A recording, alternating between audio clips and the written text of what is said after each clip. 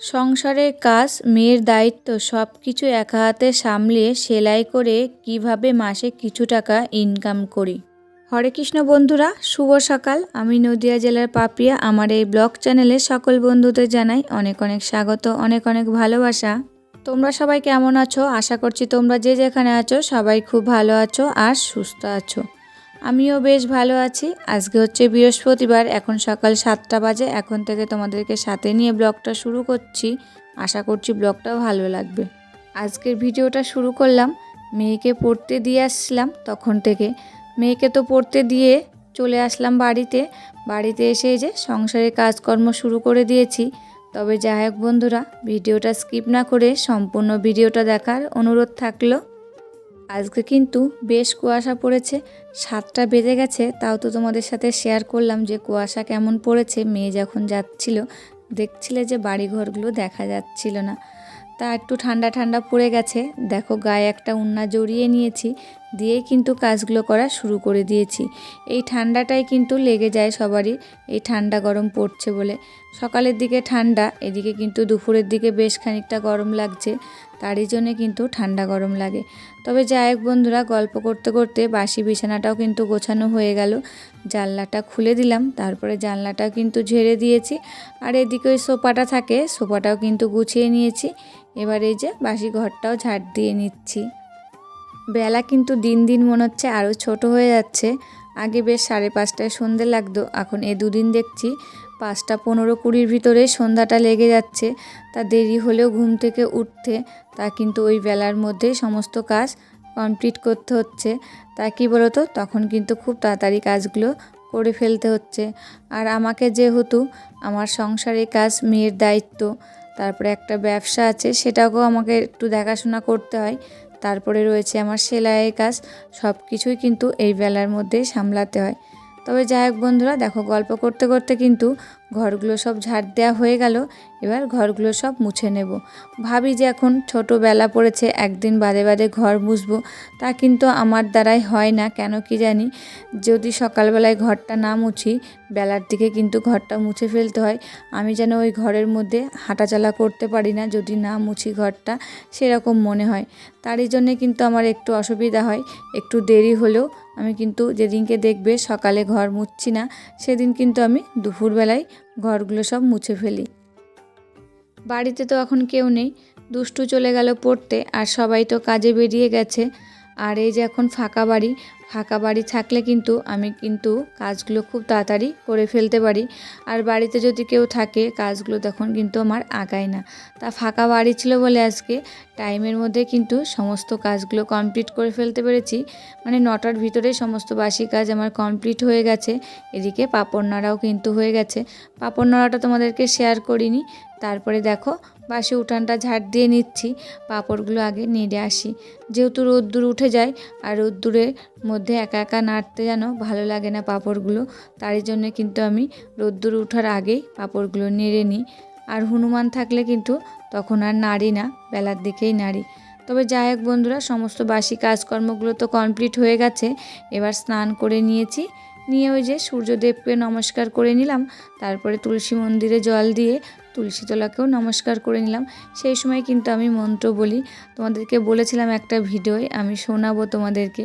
আমি এই next video যেদিন করব, সেদিন তোমাদের সাথে শেয়ার করব আমি কি মন্ত্র বলে সূর্যদেবকে প্রণাম করি আর তুলসী তলায় প্রণাম করি।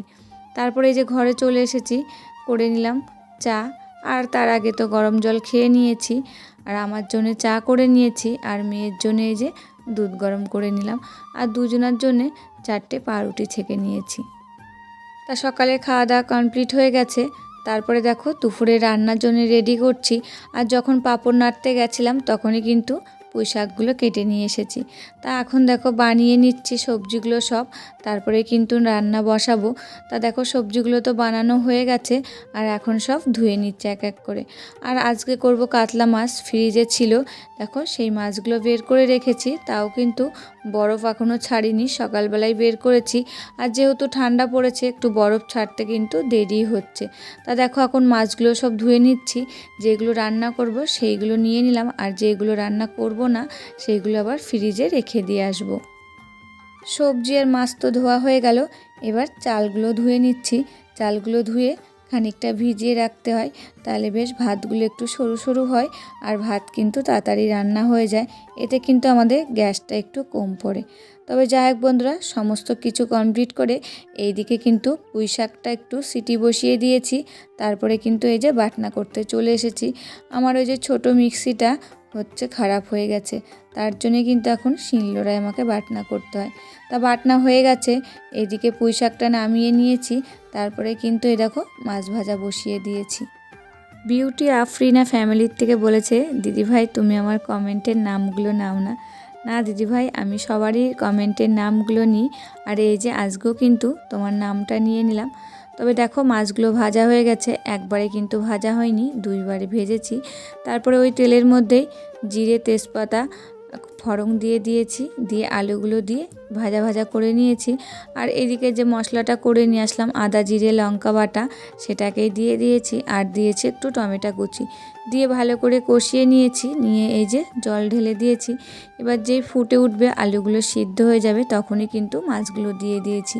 তারপরে একটু ফুটিয়ে একটু গরম মশলা দিয়ে নামিয়ে নিয়েছি। স্বপ্নকা ফ্যামিলির থেকে বলেছে, খুব ভালো হয়েছে দিদিভাই ভিডিওটা, তোমাকে অসংখ্য অসংখ্য ধন্যবাদ দিদিভাই। তবে যাই হোক বন্ধুরা, দেখো মাছের ঝোলটা হয়ে গেছে, এবার নামিয়ে নিলাম। তারপরে যে পুঁই শাকটা বসিয়ে দিয়েছি। পুঁই শাকটা তো সিদ্ধ করে নিয়েছি, আর সমস্ত সবজি দেখো এখন ভেজে নিয়েছি। একটু পাঁচফোড়ন আর তেজপাতা ফোড়ন দিয়েছি। তারপরে সমস্ত সবজিগুলো ভালো করে ভেজে নিয়ে আর ওই যে পুঁই শাকটা সিদ্ধ করে রেখেছিলাম সেটা দিয়ে দিলাম। তারপরে নাড়াচাড়া করে মাছের মাথা দিয়ে করব যেহেতু, আর এই দেখো মাছের মাথাটা দিয়ে একটু চিনি দিয়ে দিয়েছি। তারপরে নাড়াচাড়া করে কিন্তু নামিয়ে নিয়েছি। যে সকল প্রিয় বন্ধুরা আমাকে প্রতিদিন কমেন্ট করো, তাদের নামগুলো এখন নিচ্ছি। Dipen techs blog, happy happy মন daily blog, S family, Madhushree Manna, Chandana blog, Rina Chowdhury, Tukun lifestyle daily blog, Priya Roy blog, lifestyle blog, Shukla Chatterjee. সবাইকে জানাই অসংখ্য অসংখ্য ধন্যবাদ আর ভালোবাসা। তোমরা এইভাবে আমার পাশে থেকো আর এত সুন্দর সুন্দর কমেন্ট করো। তোমাদের কমেন্টগুলো যখন পড়ি না, তখন ভিডিও বানাতে আরও আমি মোটিভেট হই।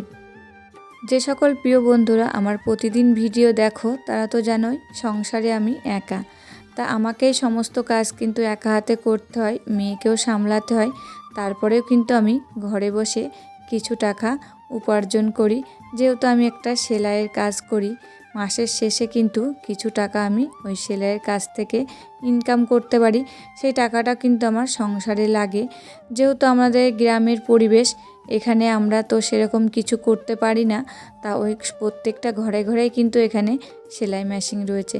সবাই কিন্তু সেলাই করে কিছু টাকা ইনকাম করে, সেরকম কিন্তু আমিও করি। আর এই যে ইউটিউবটা শুরু করেছি, জানি না এখান থেকে কিছু করতে পারবো কি না। তার জন্যে কিন্তু সেলাইয়ের কাজটা এত কষ্টের মধ্যে হলেও করতে পারি।